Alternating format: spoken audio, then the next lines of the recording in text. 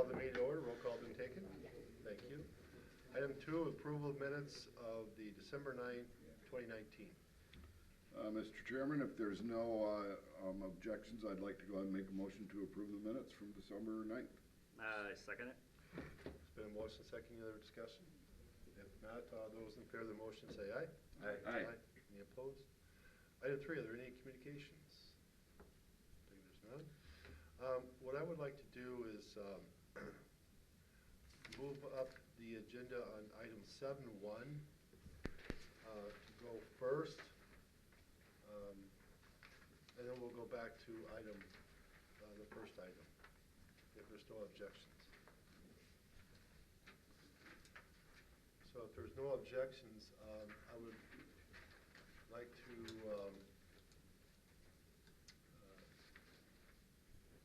Continue. well, yeah, I'd like to continue the public hearing, review and possible recommendation.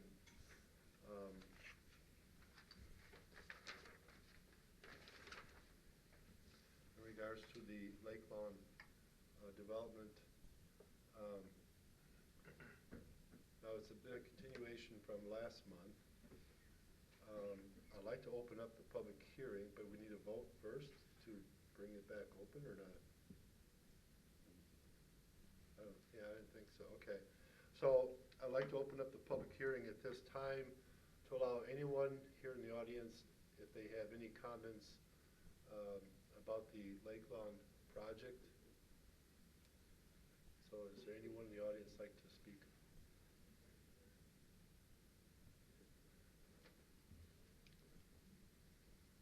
Brian, if you want to say anything at this time.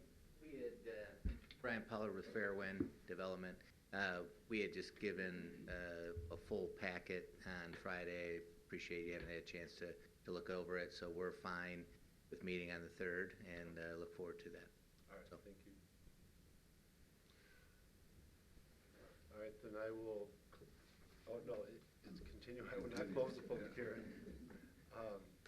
We'll need a motion to move it to the February 3rd Planning Commission meeting. At 5:30. At So 5:30. moved. Second. Been a motion, a second. Any other discussion? If not, all those in favor of the motion say aye. Aye. Aye. Any opposed? Motion passed. Thank you. Okay, let's get back on track here on item 4, a public hearing, a review and possible recommendation with regards to Brianna Nichols and Matthew Shepard. To consider a conditional use permit at 1108 Cottonwood Street to allow for a 6-foot-tall solid fence within the street yard setback along Creek Road in a residential single-family RS zoning district. Applicant is Brianna Nichols and Matthew Shepard. At this time, I'd like to open up the public hearing at this time. Anyone? Brianna, yeah. Good evening. So we contracted Lowe's to build a fence in our backyard, and everything was great. They did the fence. They subcontracted another company, and they came out. They built the fence, and then we received a letter from the city stating that it wasn't compliant with the code of conduct, which I did not know at that time. The code of conduct previous there was a 6-foot fence, so we just replaced it with another 6-foot fence. Our location, we did include some pictures when we submitted the paperwork. We're at like a 2-way, like a stop sign intersection, where cars are directly like right in front of our backyard, shines right into like our downstairs. And then we also, when we bought the house, we were gonna get a dog and things like that. So we did not know that 6 foot was not compliant. Our neighbor still has a 6-foot fence, so we didn't think nothing of it. As soon as we were informed, though, we contacted Lowe's, and it was just like just playing games with them, getting back to us, getting back to them. So fast forward, here we are today. I ask you if we could keep the fence, the 6-foot fence, due to those reasons, but whatever action you decide, we will. Okay, thank you. Was there already a 6-foot fence there, and then it was replaced with a 6-foot fence? Yeah, it was a 6-foot fence originally, and we replaced it with another 6-foot fence. Similar fence though? I mean, the fence that's there now was similar to the one you took Correct. down? Yep, Yes. yep. Did Lowe's, do you know if Lowe's took out a permit for it? They did. Magic Fence, the company that did the fence, they took the permit, and then the building inspector, T. Walsh, did talk with him and informed him that under stipulation, it had to be a 4-foot fence. They never got back to us regarding that, because honestly, we would put a whole thing, just do the 4-foot fence, because we want to be compliant. We're in Delavan neighborhood, and we want, be good to our community, good neighbor. So after everything was said and done, and then T. Walsh contacted us saying, you're not within compliance, and then informed us, he actually gave us a piece of paper that he did show a Magic Fence. It had to be a 4-foot fence. So we didn't know that until after everything was said and done.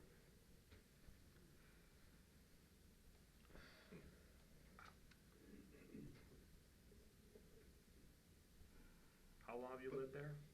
We bought the house, July last year. Do you know how long the house has been there? 1984. So do we know if a permit was pulled for the original fence? As far as I know, I don't think so. I wasn't sure. I'm not sure if it was, I didn't look into it. I think at that time, I think at that time, that fence was probably built, it was probably compliant at that time, but our fencing codes have changed over the years, so basically they had a fence that was compliant. Take something down, they have to meet the codes of today. And then And I was just gonna say, a lot of these two have been very good with working with me. The reason that it's taken so long to get here is because we were trying to work through Lowe's and the contractor, and so I just wanted you guys to know on their part, they've been working with me. It's just been taking a while to get to where we're at today. So your front yard's a street and your backyard butts up to a street, so you're street. Mhm. Do we have anything on the books as far as variances for allowing them? Because a traditional backyard fence is usually 4 feet. 6 feet, so. Right, our code doesn't have that I'm aware of, our code doesn't have anything that specifically addresses that. It just addresses, they consider that to be, their specific location to be 2 street yards. So technically, it's kind of like a corner lot type thing where that's how the code looks at it, so. Jeff?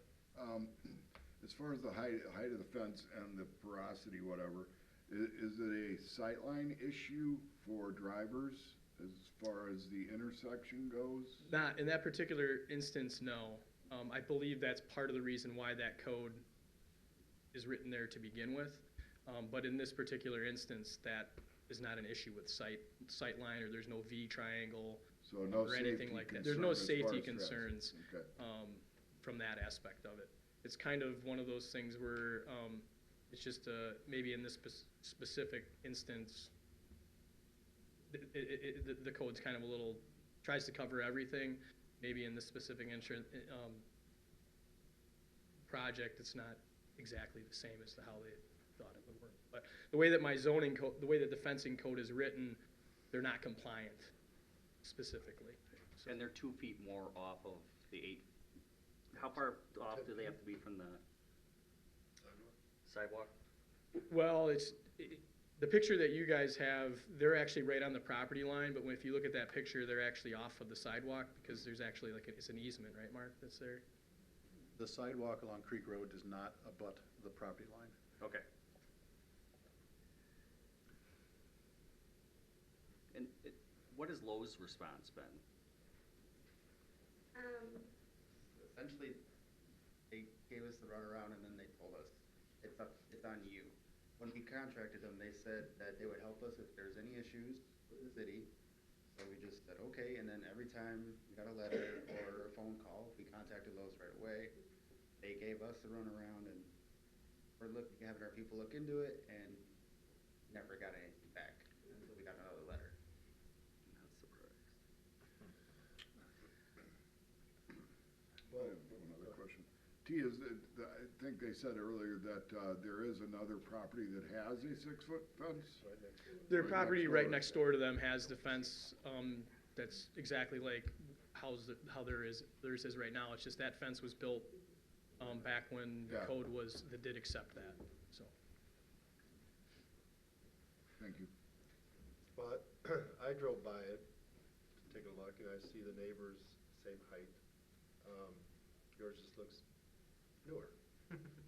That's why we replaced it, because it was, It was ours all was starting to down. fall apart. 50% open, Well, that's the question, because you don't wanna make this recommendation if it's not. no, it's side by side, there's no, what's that word, OPEC? Opacity. Between properties? Or, No, between the boards, right now you have one board right next to the other board. It's not 50% see-through. Correct.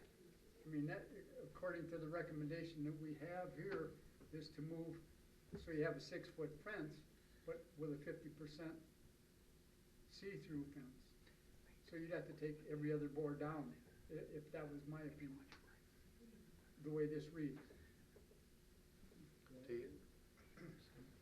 Basically, the way that this reads is the way that our code, to enforce this the way that our code is written, that's what the recommendation that we have is what you would have to recommend if it goes true to our code. But we don't have to do, we can, I'm gonna let Denise. we can deviate from that. You either amend the code or you follow this recommendation. You can't, I mean, there is no other options.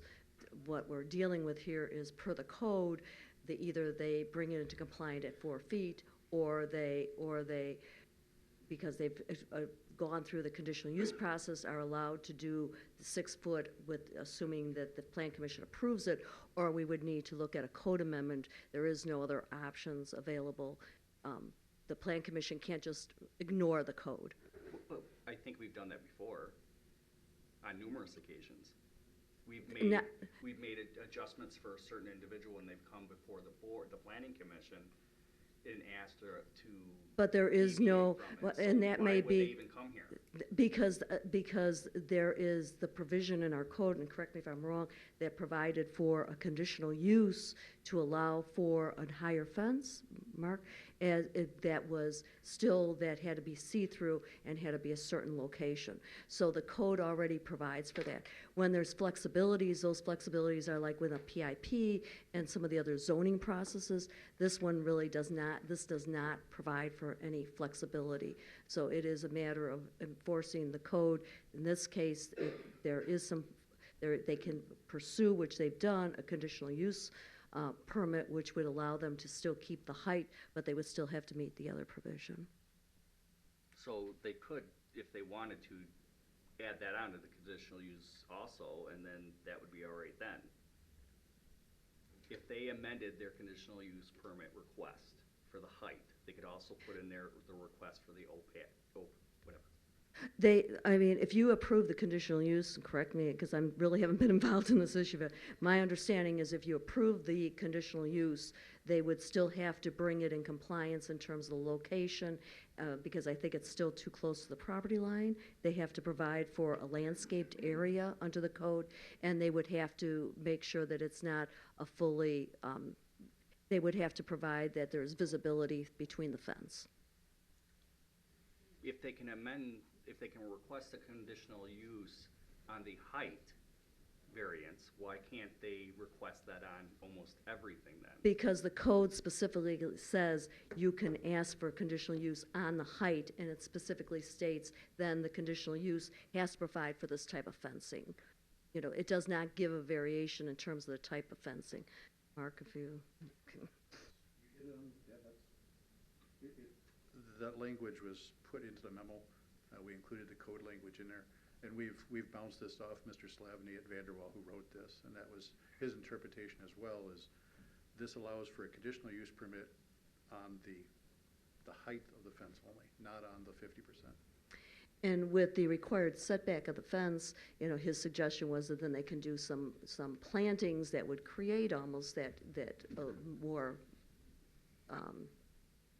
you know, create a little bit more privacy for them, but per the code, that would not be allowed to be done with the fencing itself.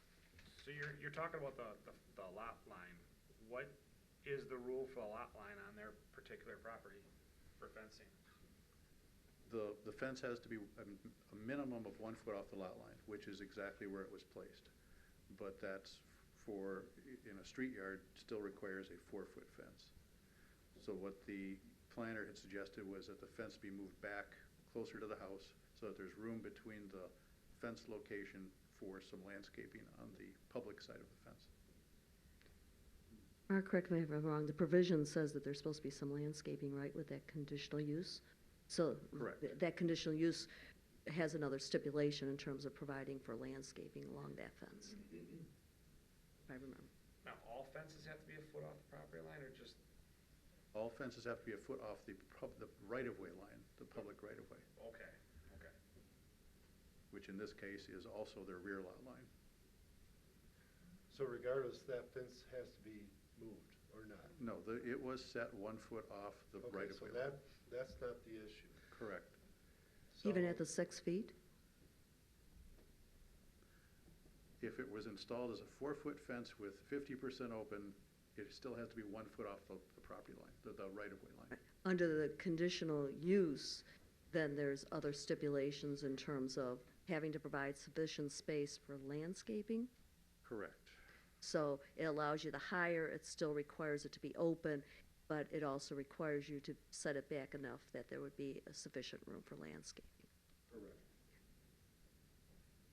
So I still don't understand, is it in the right place or not? Yes or no? It is 1 foot off the right-of-way line, so So do they need to move it in? if they need room, if they're requesting to leave it at 6 foot high, the code says then the conditional use aspect requires room to plant landscaping.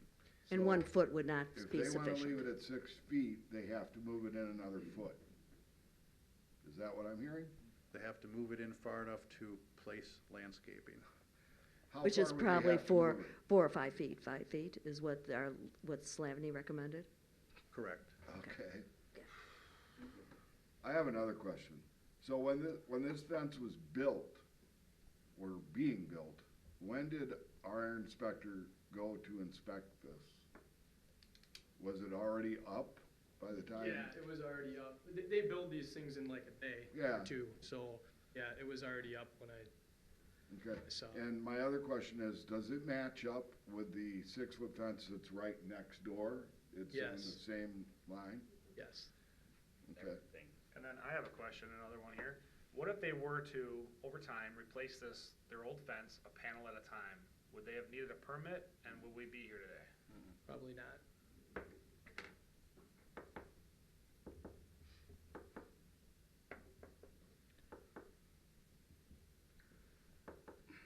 I have a question. If the fence that's right next to it, it's exactly the same as their fence. Is that an issue or not until they tear it down and Not, decide to not until rebuild they it? tear it down. It's considered a legal non-conforming fence. So if those people can leave that fence there and it's fine, but once they take that fence down completely, then they would have to follow the rules of today. If part of that fence breaks and they want to, Put a new board in? do maintenance on it, they're allowed to do maintenance on it. And I guess my last question here, sorry, Go ahead. is, the old fence was still there, in the same day, they tore down the old fence, put the new fence up. Within a couple days, yeah. I have a question for the petitioners. So you guys have already paid for this? Yes. Correct. Yep. And Lowe's seems to be giving you the runaround. Yes. What about the subcontractor?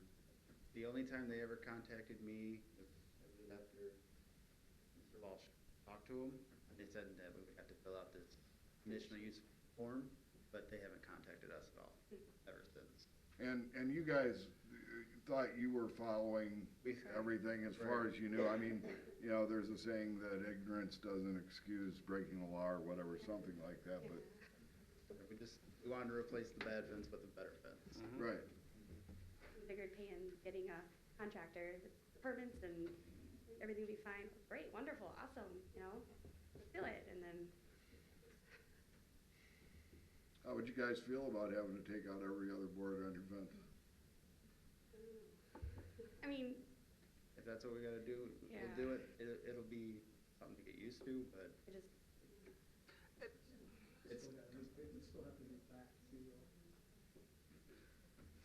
So in other words, cut down 2 feet and you're in compliance.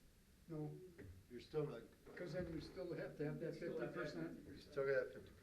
And then what's the point of it, though?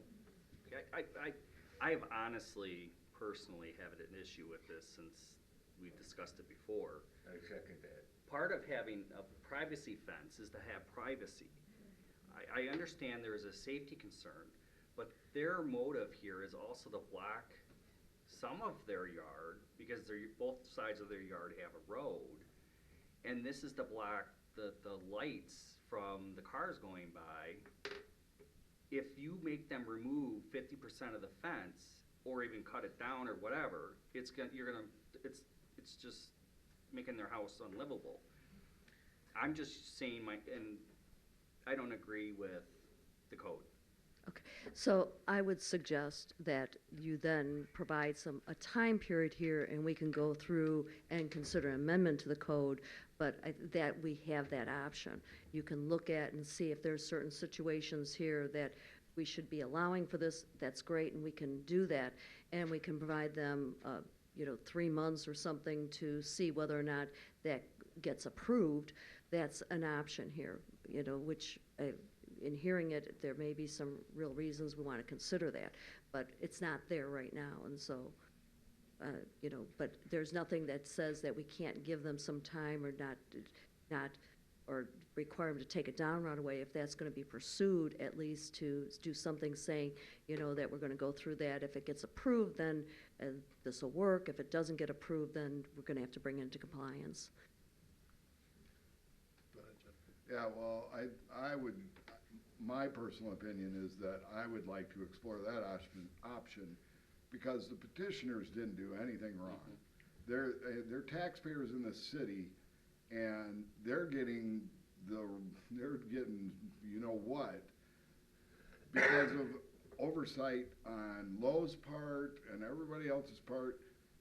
Yeah, maybe they should have known the code, but they're taxpayers, they just wanted a fence built. So I don't want to be part of a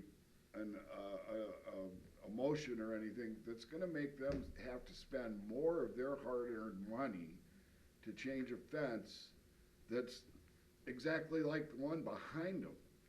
So I would definitely like to explore the option of giving them time so we have time to change what we need to change.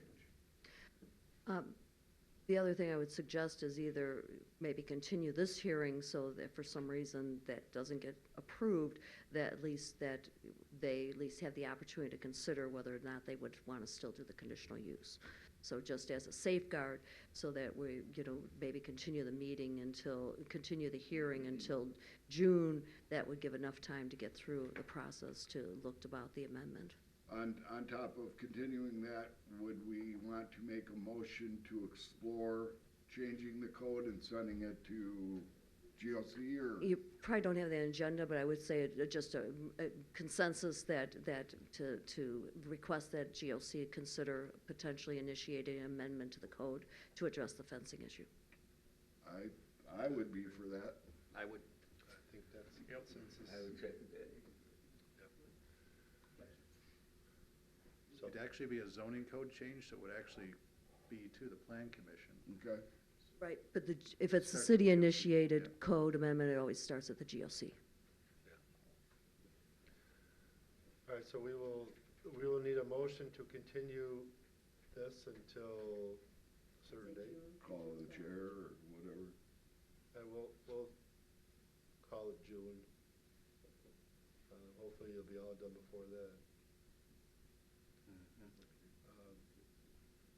I make that motion. I second it. All right, a motion, a second. Any other discussion? Oh, Mark? Just for clarification, that would be the June 8th, just so, because if you're holding a public hearing open, we're supposed to notice, let people know that might be here that want to speak, that you're going to, so it'd be June 8th to 2020? So would we have to have it on that day, or we could Oh, we move could it up? continue it again if we had to. Well, I mean, we'll have 2 months from now in March, then things are resolved and we can. Yeah.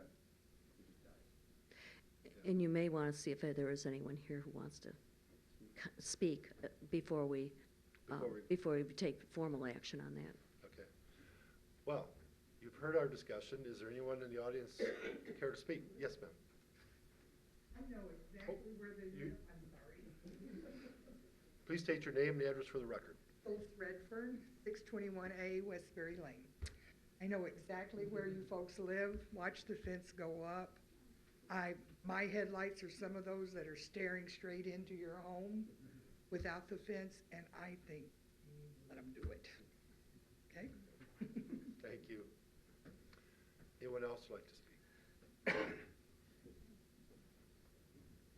I'm Della Rice. I live at 635 Westbury, Unit 8. I agree. I saw the fence. The old one was terrible. The new one is so much nicer. And I'm one of the drivers. That stop sign, you gotta stop. In the nighttime, you don't have that light. What good is a privacy fence if you're gonna have a light in your living room or whatever? Thank you. I agree. Thank you. Anyone else? All right, we do have a motion and a second to continue this to the June 8th commission meeting. Any other questions? If not, all those in favor of the motion say aye. Aye. Any opposed? Thank you. Thank you for your time. Are we switching it from the first one this time?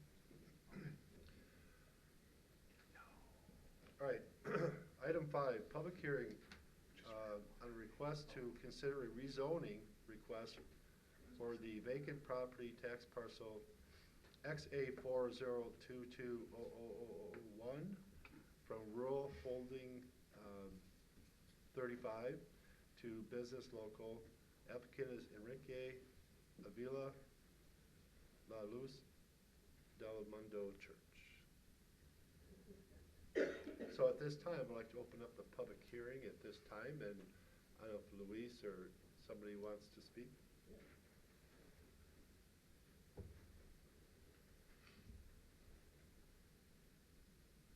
So as Luis Solis, a member of the Church of Light of the World, currently we are at between Marino and Franklin. We've been in the community a little bit over 20 years, and so our congregation has grown. We currently have a building, but we've exceeded we can no longer, our facility, we've outgrown our facilities. Our parking is horrible. We flood the parking there. Poor neighbors, I feel for them. And you know, we want to be good neighbors. We need a facility where we can have our events. We have big events. We want to host events, bring people from out of town to be able to participate not only in our church activities, but also we host a festival every year, and we want to bring people from Chicago, from Milwaukee to participate in these events. Sometimes we have choir events where we gather and we have we can bring people into the city and they can spend money downtown. They can discover Delavan a bit. So it's more than just our church. We want to have a place to host. And on the security issue, on the safety issue, I mean, we have children that they're little, they don't know, they come out of Sunday school, they like to run, they like to play. Where we're currently at, there's traffic. You basically walk out into the road, and for many years we've been blessed that we've been okay. We have a couple people that are handicapped that have special needs. They're in wheelchairs, and so we have to be able to give them that facility to be able to come in and out of the place. And this is part of it. This is we've looked everywhere in Delavan, and like I mentioned to you on the last meeting when we met, we've been looking for a place, and we feel we found a place that will accommodate what we're trying to do here, and that's what we're requesting for this to change this. We've already got an accepted offer, but we can't buy until it's contingent upon that we can build a place there.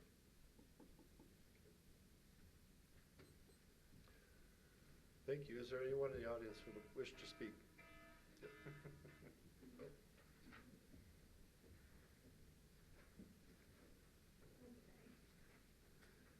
I need to state my name again?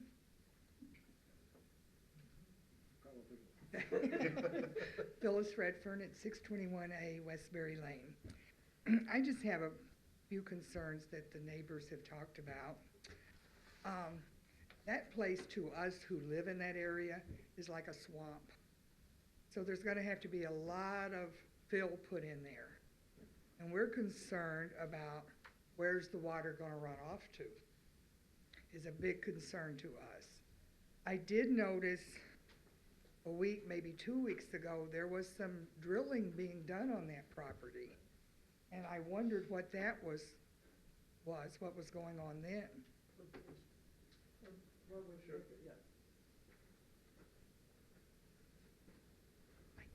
I'm good, how are you? Good. My name is Ron Combs. We're the surveyor and engineer on this project. And we did hear from the city early on that stormwater is a major issue in this area. So whatever we do, that's our number one concern, is to make sure that we manage all the stormwater that would be in this project. As far as the activity you saw last week, that was soil borings for the area to determine, the feasibility, make sure the soils are good for building construction, what the infiltration rates would be for stormwater. That's one of the requirements at the state level. And then just to see how deep the soils are for the topsoils, clays, and sand and gravels. That's what's going on now. And what is commonly known as a perk test? Well, it's a little different than a perk Okay. test. It talks about compaction and other things for, suitable for building foundations, to see how big the footings have to be and how deep they have to be. That's what it's there. That's what they're doing now. But we are well aware of the stormwater issues in the area. Because it stays flooded pretty much all the time. Yeah. It really does. So- I've been there 15 years. And I'm not against the church. I'm not against the church. We have wonderful churches in this town. We also are concerned about the size of the church, the seating capacity. We're concerned about parking, because you mentioned about children and safety, and we've all had children and have grandchildren, and we worry about those things too. But that's a very busy street. Westbury Lane going into St. Lawrence is very heavily trafficked. So I don't even know the size of the acreage and how close it would be to the road. But it was just some concerns that we wondered if we could get some answers to. We're gonna become Well, very we'll good. stay right up there. We'll just stand here together. We'll just stand here together, we're good. Yeah, this church, the capacity right now is somewhere between 500 and 600 seating capacity. The parking, the city requires one parking stall for every 5 seats. We've got probably about 3.5 seats per parking stall right now, so we've kind of oversized the parking lot. We don't have exact foundation or footings or views of the building yet. This is kind of a step-by-step process. The church wants to get it they have it under contract, but they want to purchase the land. Then they'll come forward to you with a layout of the building, what the building's gonna look like, where the parking's gonna go, and where that is. One of the things that the city is requiring is that St. Lawrence go all the way through to Creek Road and be extended and connected, so that a lot of traffic that's going down Westbury will be diverted maybe into Okay. that St. I Lawrence see going what all you're the way saying, through. yeah. Yeah. Okay. So that's another thing that we've worked with the city through to get that worked Okay. out. Well, that's good. I'll just stand here and take it. I think I'm done. Okay. Am I dismissed? Yes. Thank you. Anyone else like to speak? Yes, sir.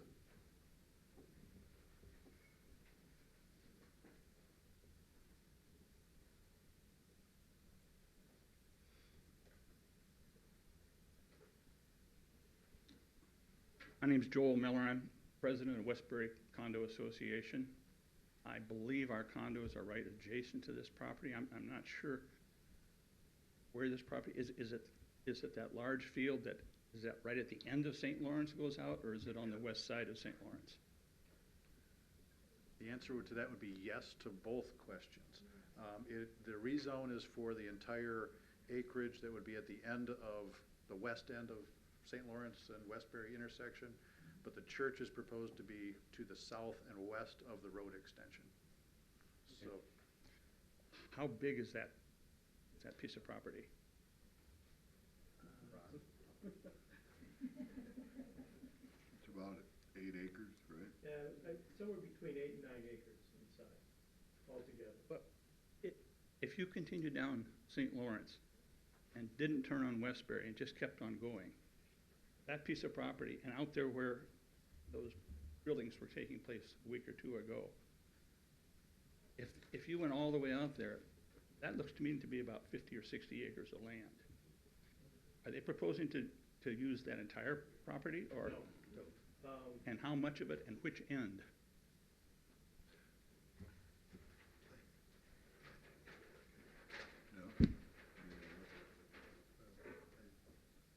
This is kind of an area and I can pass this around for everybody to look at.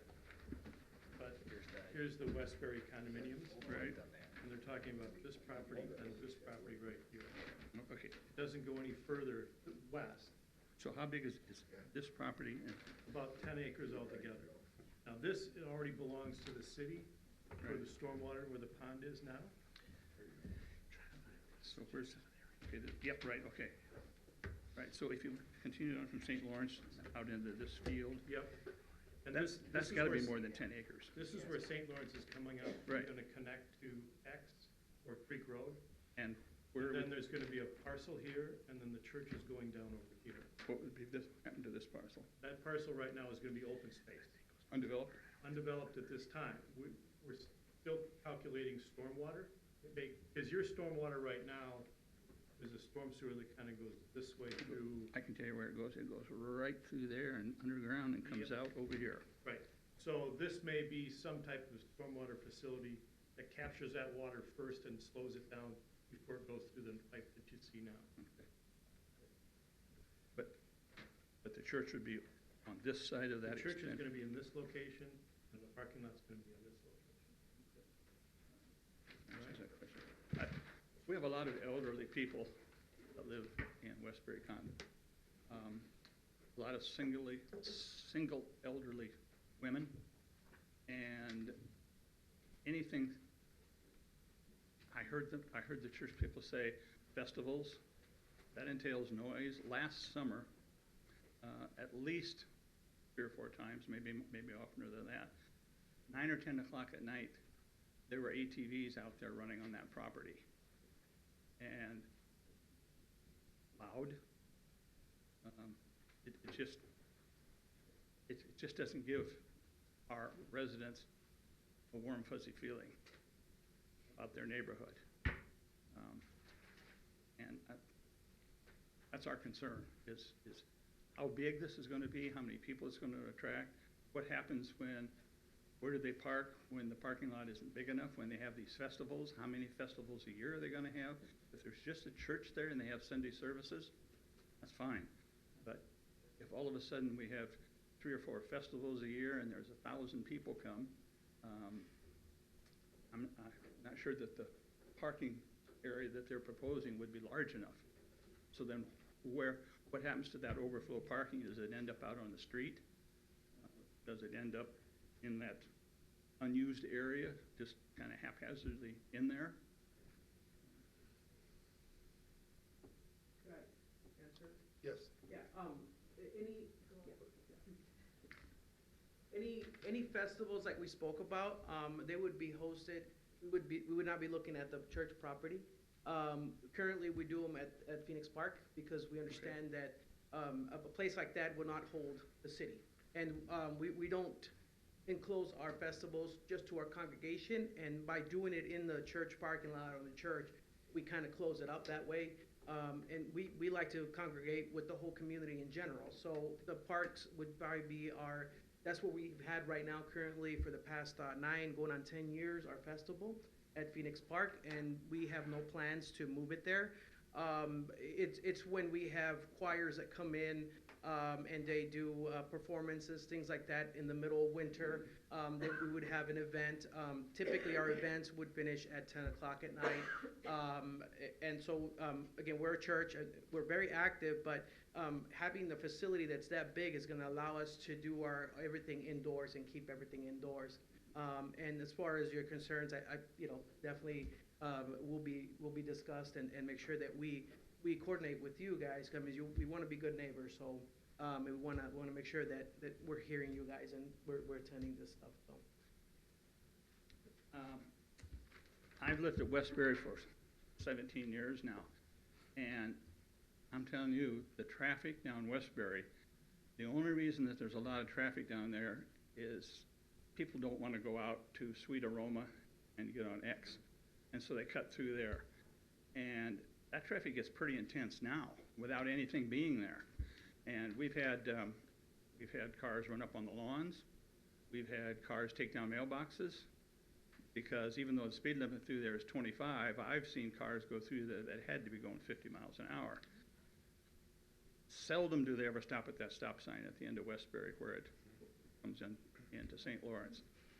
I can't imagine adding 100 or 200 cars there on a weekly basis, what that would do to that traffic that comes through there. And you start bidding a lot of traffic in where you have elderly people that are in their 80s that may have a problem driving anyway and getting out in the public. I think it's just going to create more problems. I pulled out of our driveway and sometimes have had to stop and wait for 6 or 8 cars to come down through there, which is fine. I don't mind doing that. But when they're coming down through there and you see them come around the corner and you think you've got at 25 miles an hour, you got plenty of time to pull out, and all of a sudden they're right there. And they just keep on going around that corner and never even slow down. I think it's just, I'm not saying that everybody that comes there is going to drive that way, but just human nature says that some people are going to drive that way. We need less of that type of traffic through there, not more. And it was not too bad until, I guess, there was still that same amount of traffic through there before the condos were built on the south side of Westbury. But now that there are residents over there and they're using the street, it just makes it that much more congested. That's our concern. All right, thank you. Well, I think with the road extending to Creek Road will alleviate some of those concerns too. Yeah, probably. Yeah. Anyone else like to speak? Yes. My name is Vicki Haynes. I live at 635 Westbury, and my concern is traffic. I'm the second unit from that corner by the stop sign. They take that corner on 2 wheels. My elderly mother is afraid to back out of my driveway because she's afraid of getting hit by somebody coming around that corner. Sure, you open up the other road all the way to Creek Road, well, that creates another raceway for you. Now, that's a straight ahead raceway. So I just think that we have a residential area here, and we're gonna put this huge complex in there and bring all these people in there. I'm just concerned with all the traffic and the noise. Thank you.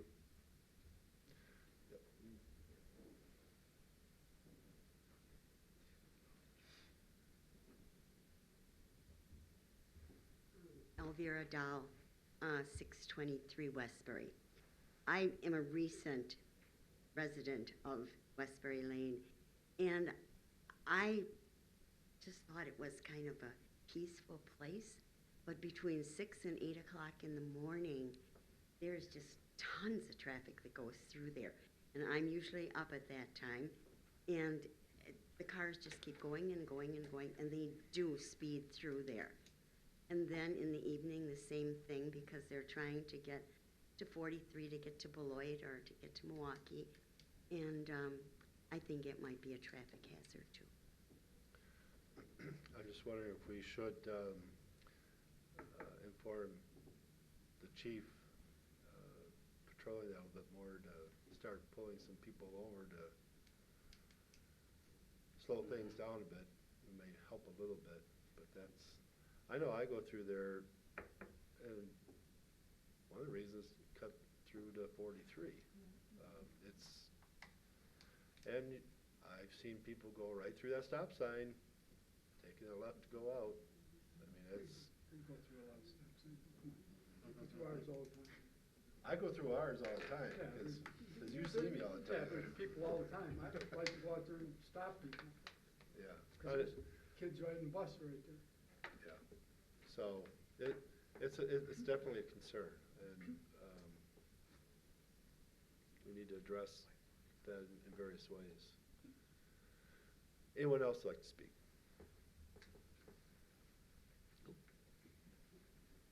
Della Race. The other night when we had the snow, I heard this truck. I got up and I looked out my window. It was speeding and it was going sideways. It was having a good time.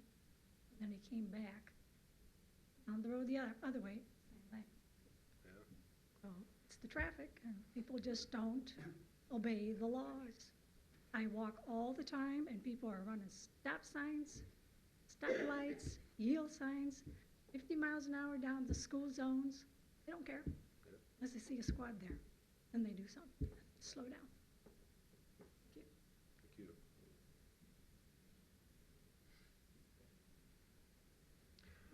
you. Now you have a chance. I'm Chris Anding. I live at 636 Westbury Lane, number 13, and right next to Joel. And I'm concerned about the runoff.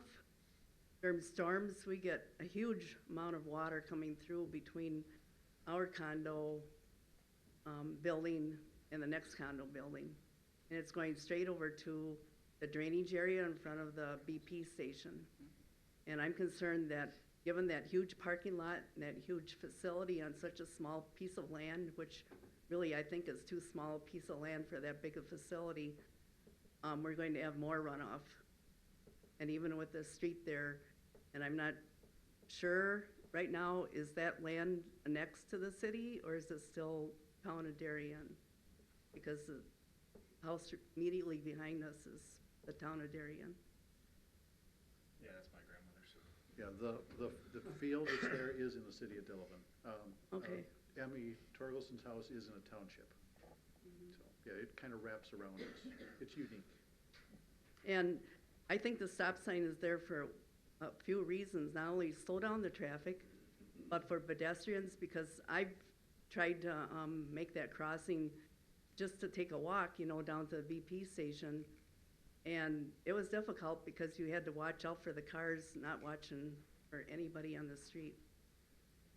So, two reasons, the runoff, the traffic, and the noise. The third reason, I shared with other people's concerns with the noise from the ATVs. Is that going to continue once they build the building, once they move in, once they start breaking ground? I mean, they just did it whenever they wanted to. They didn't ask our association or the other association across the street if they could run their ATVs until dark or after, making a lot of noise. So that's my concern. Thank you. Thank you. Well, we don't know who's doing the ATVs, but I'm just thinking of, what about speed bumps? Just a suggestion. I'll say roundabout. Go ahead. Speed bumps, Oh. the harder you hit them, the less. Huh? The harder you hit a speed bump, the less you feel it. Oh, I have to write that down. Get educated. If you go over a speed bump slowly, it's a speed bump. If you hit it hard, it's just a and you're gone. Yeah. Well, like I say, it was a thought. Yes, ma'am. I just want to ask Oh, a question. can you come up here, actually, where then they get to visit me. I like your shirt though. I do too. I was just wondering, seeing as that would be tax-free being a church, how will that affect our taxes that went up like $300 a property this year? Would that come down to us? I would not be happy with any more taxes, I'll tell you that. Can't be too much tax on a vacant property though either. And that's vacant property now, so it's probably not taxed a whole lot. That's not taxed, you say? It's taxed, but it isn't tax like a house on it. or- No, but when they put a church on there, it will be tax-free is what I understand. And will that affect us in what we're paying? I wonder about that, I do. Thank you. Anyone else like to speak? Yes, sir. I'm a town of Darien resident, so is it okay if I say something? Yeah, we'll allow you. You only get half the time, though. Oh, I live down by about a mile south of X on Elmridge Road. And Elmridge Road is getting to be almost like a main thoroughfare through there. It's ridiculous. People have discovered that they can take 14 to O and then O over to Upsweet Road to Elmridge Road, then head over towards that area where the condos are at, or going into town. And it's getting worse all the time, and I have a feeling that this is not gonna help. This is gonna make it even worse. And then also I was concerned about the fact that I've heard from people that are residents along Franklin Road, where the existing church is at right now, that they were having considerable problem with these people. They weren't getting cooperation from them. They would park their cars anywhere they felt like it. They kept telling them about it, and they kept falling on deaf ears. So if that's gonna continue, I don't think this is a good idea. Because once you commit yourself to something like this, you're basically stuck with it. And, that's all I got to say. Thank you. One point, Go ahead, one thing I'd just like to point out is everything I've heard so far, many of the major complaints about traffic that goes through there already. I don't know how much to expect a traffic of a church to add to what is already, you people are already complaining about what's happening already before the church even goes in there. When the church goes in there and they have a service on Friday, Saturday, I don't know. I get those days the traffic might be a little higher, but when that road runs all the way through to Creek Road, everything on the west side of Turtle Creek Road will be using that thoroughfare. Everything on the Turtle Creek Road side will be coming through that subdivision there. So I would think that would lessen the traffic, if anything. Because right now, everybody from Turtle Creek Drive all the way down to Autumn Drive, everybody comes up to take that cutoff. If that road that's proposed for the church was there, none of those people would be coming through that subdivision. I would think that traffic would be slightly less, maybe pick up a little bit when the church service is actually happening, but it's just my thought when everybody's talking about the traffic. I get it, I can appreciate it. I've seen the no stops at that stop sign. I've seen people going around the corner on two wheels, but that's stuff that's happening already. I don't know what the church effect is going to have. If anything, I think it's going to change that for the better. That's just my point. Something All right. Is there anyone else who'd like to speak? If not, then any comments from staff? Just clarification, the agenda item you're looking at is for rezoning of the property. Right now, the comprehensive plan does identify this vacant parcel as future business use, and that is what is proposed at this point. Does that include institutional? Your next agenda item is to consider a conditional use permit, which is an allowed conditional use in a business local zoning district. Okay. All right, any other comments from commission? If not, then I will close the public hearing at this time. Item 5.2, review and possible recommendation to to the common council of an application to rezone the 8.10 acres of vacant property located at the west end of St. Lawrence Drive and south of Creek Road from Rural Holdings 35 District to Business Local District. Applicant is Light of the World.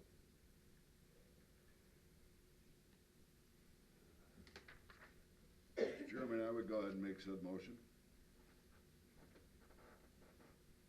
Is there a second to that motion? I'll second it. All right, there's been a motion, a second. Any other discussion? If not, all those in favor say aye. Aye. Aye. Any opposed? Motion passes.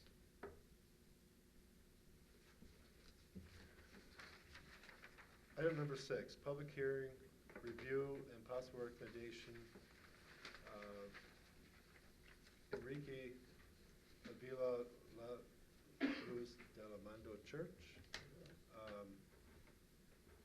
for a conditional use permit for vacant lots located on the west side of St. Lawrence Drive, tax parcels XA402200001 and XWE 00009 to allow for an indoor institutional land use within the business local district. So at this time, I'd like to open up the public hearing again. Do you guys want to do a quick recap? Sure. Yeah. Yes, this is just the second half of this. We've got now the zoning has been recommended to the city council. Within your zoning ordinance, it does allow for a church with a conditional use permit in the B zoning. So we're just asking for that conditional use permit now to be approved. Okay. I'll be glad to answer any questions. Would this come back again before us, or this would be done? One of the conditions is that this does need to come back for the actual building elevations, which are not, have not been completed at this time. Okay, and at that point, could we make a recommendation that they look into making sure that they, I mean, I know it was already mentioned, the water issue and all that other stuff, that you could do something on that property to assist with that. Yeah, and I'm assuming that the conditional use, when we bring back the building plans, will also be the parking lot plans, the landscaping, the stormwater, how we're handling the stormwater, where the stormwater goes. And all the stormwater on this site is proposed to stay on this site until it goes south into the big regional pond that goes underneath. Okay. And goes south. So yeah, that'll all come back for your approval again. Okay, We have to I just demonstrate. wanted to make sure it was going to. Yes. Yep.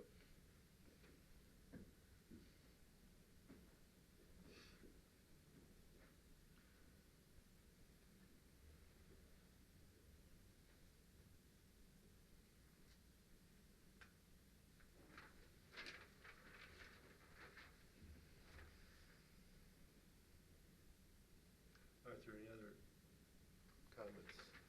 Yes, sir.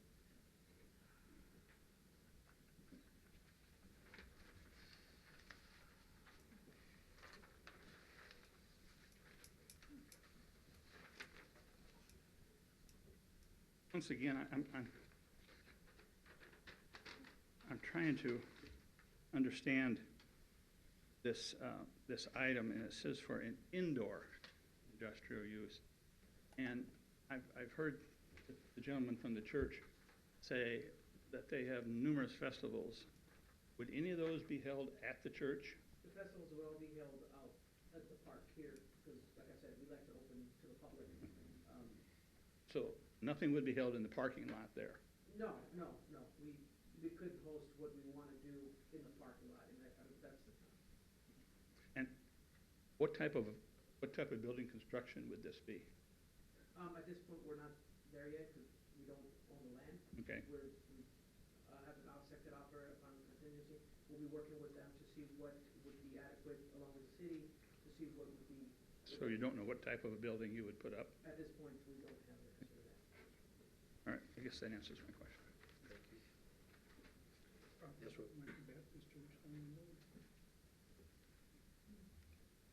I'm just going to bring up one thing.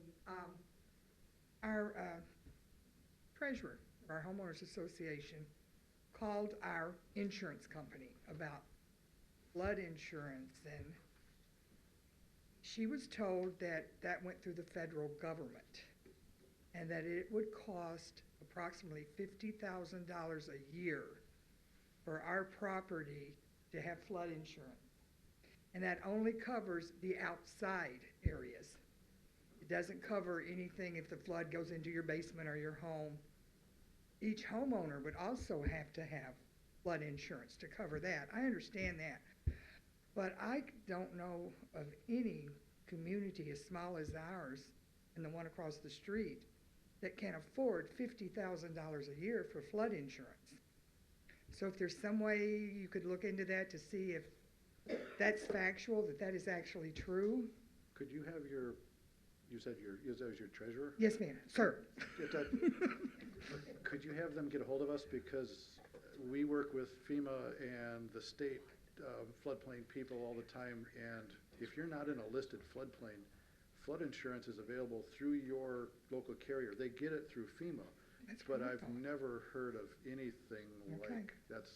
Okay, that's what, yeah, that's good. Do you have a card or something where I can get her to call you? Okay, thank you, thank you. Thank you. Anyone else?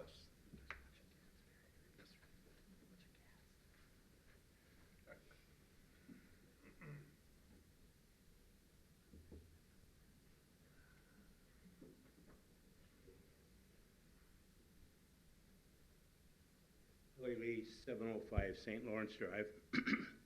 And I guess I'm having trouble why we want to put a building there when you have this 8-acre field out there. Why wouldn't it go out there?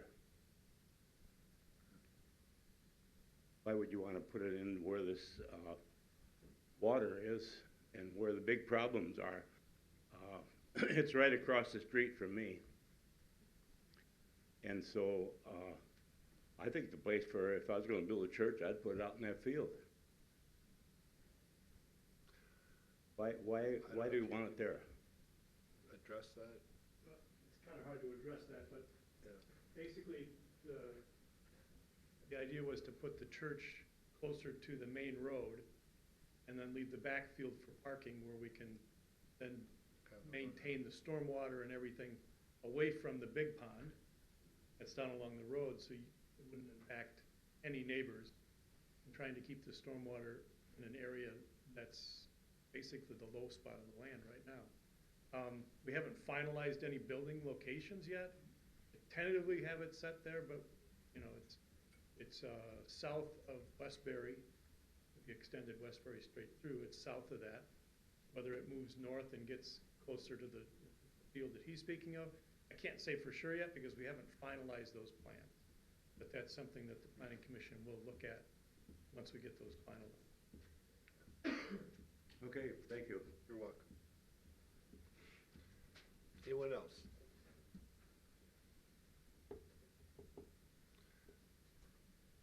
Does staff have any other comments?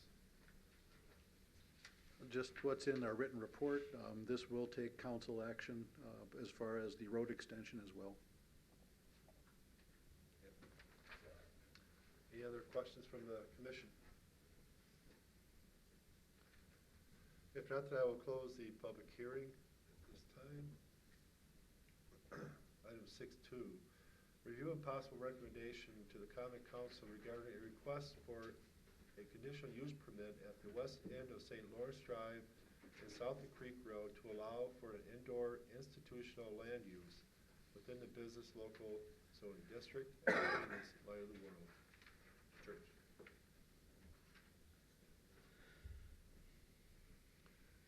Someone wish to make a motion? Mr. Chairman, I'd go ahead and make a motion to recommend to the Common Council regarding a request to consider the conditional use permit at west end of St. Lawrence Drive and south of Creek Road to allow for an indoor institutional land use within the business local zoning district. And it would include all the conditional use findings, which are included on our memo, and the recommended conditions of approval that the proposed approval is subject to a land division and dedication of 82.5-foot wide public right-of-way for St. Lawrence Drive from its current terminus at Westbury Lane to the south of Creek Road. Number 2, an agreement with the city of the potential sharing for the construction cost of St. Lawrence Drive extension. Number 3, the future submittal of architectural details for the proposed building, including the proposed building exterior. And number 4, a separate signage permit meeting all requirements of the zoning ordinance is required. And number 5, compliance with the public street design standards per Title 14 Article G of the municipal code.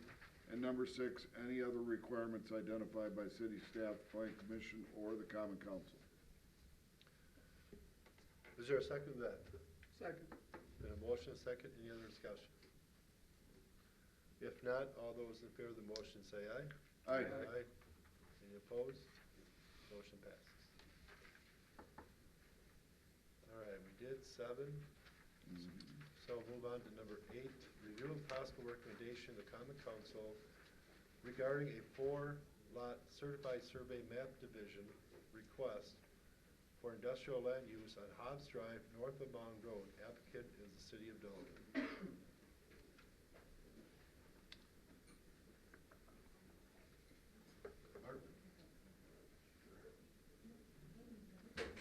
Mr. Mayor, in your packet, you've got a proposed land division. This would be on, in the city's industrial park, to create some smaller lots around the existing detention basin for sale for industrial uses.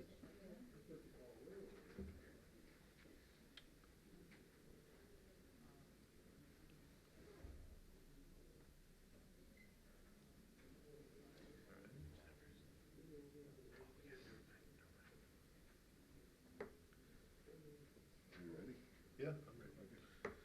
Mr. Chairman, I go ahead and make a recommendation to the common council for approval of the 4-lot CSM land division request as prepared by Kristen Bolongia, identified as order number 33494. Second that. Is it Bologna? Bologna. Sorry. I'll have to try to remember that. All right, so there's been a motion and a second. Any other discussion? If not, all those for the motion say aye. Aye. Any opposed? Motion passes. We should have had you go first, too. Do we have any prospective buyers?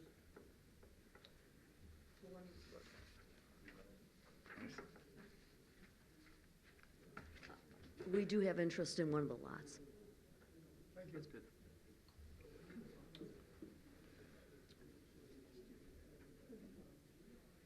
All right, item 9, update on building and zoning related matters.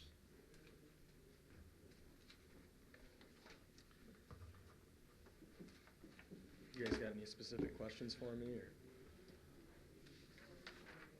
How is the Aurora Clinic construction going?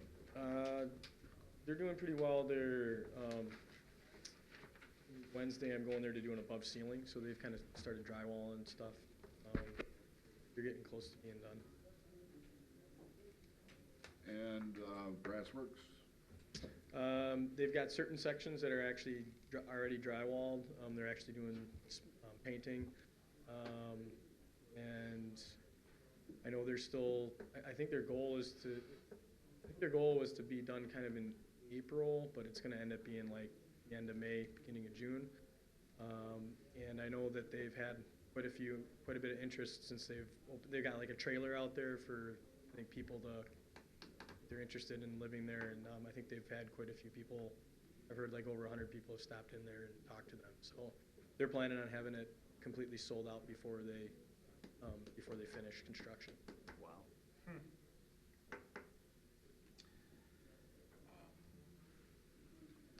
There's something I hear, there's something going on with the Temperance House. I haven't heard anything on that. No, I thought I heard there was. I haven't heard anything. Okay. You said I'm here. No, I heard. No? I just just want to bring this up for a suggested, maybe a future suggested agenda item for next month. I'd like to discuss that block, all the Temperance House. The whole block, from Chesko's house to Studio 53. Oh. I would like to discuss that block from Chesko's house down to Studio 53. So from Main Street to from Main Street to Terrace? Yeah, yeah. Because that is currently zoned business central. And so we have Chesko's house is supposed to be partially a business, you know. Then we got the Temperance House, then we got 2 or 3 residential places, and then we have Studio 53. So I guess I'd just like to have a discussion, is that properly zoned the right way, or not?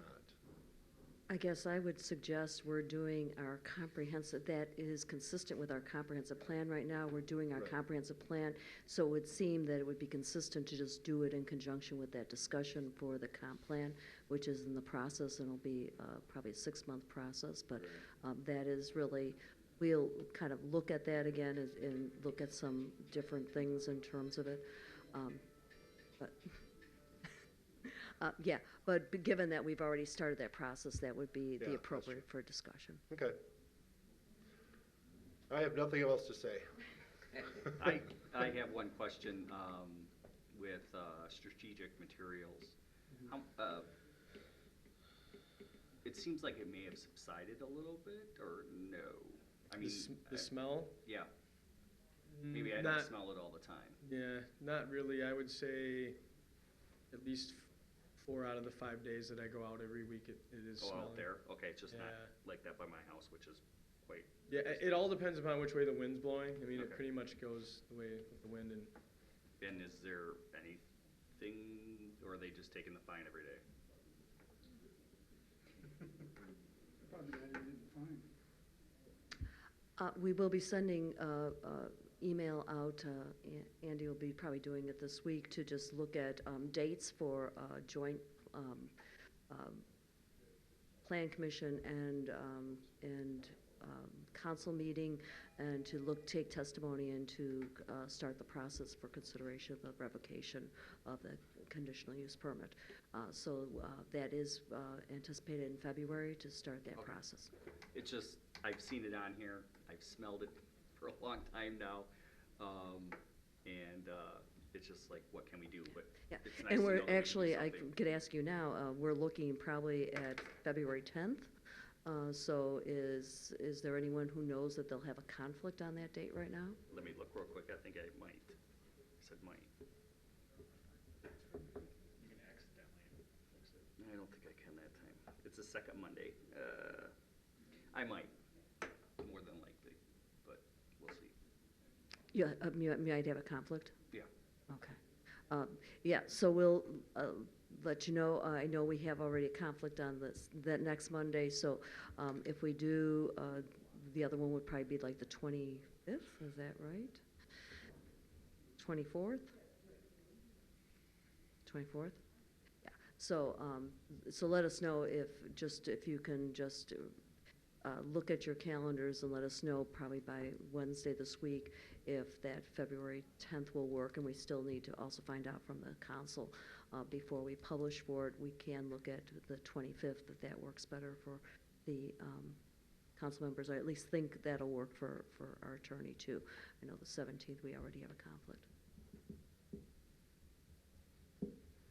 All right, anything else? If not, is there a motion to adjourn? I make that motion. Second. All in favor? Aye.